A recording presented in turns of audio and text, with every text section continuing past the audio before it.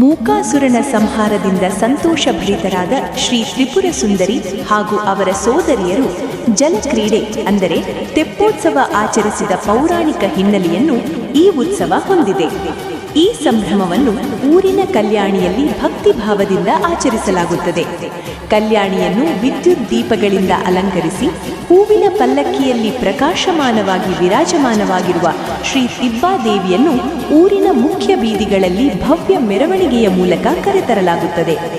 ಮೆರವಣಿಗೆಯಲ್ಲಿ ಭಕ್ತರು ಹಾಡು ಹರಕೆಯೊಂದಿಗೆ ಪಾಲ್ಗೊಂಡು ಉತ್ಸವದ ವೈಭವವನ್ನು ಹೆಚ್ಚಿಸುತ್ತಾರೆ.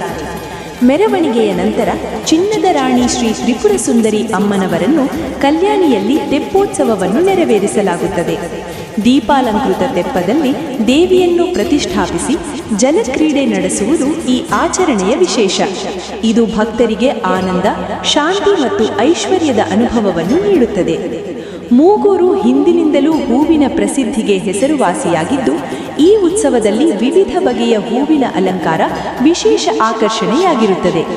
ಹೀಗೆ ಧಾರ್ಮಿಕ ಭಕ್ತಿ, ಸಾಂಸ್ಕೃತಿಕ ವೈಭವ ಮತ್ತು ಪ್ರಕೃತಿಯ ಸೌಂದರ್ಯ ಒಂದಾಗಿ ಮೂಗೂರಿನ ತೆಪ್ಪೋತ್ಸವವು ಜನಮನ ಸೆಳೆಯುವ ಮಹತ್ವದ ಹಬ್ಬವಾಗಿ ಆಚರಿಸಲಾಗುತ್ತದೆ.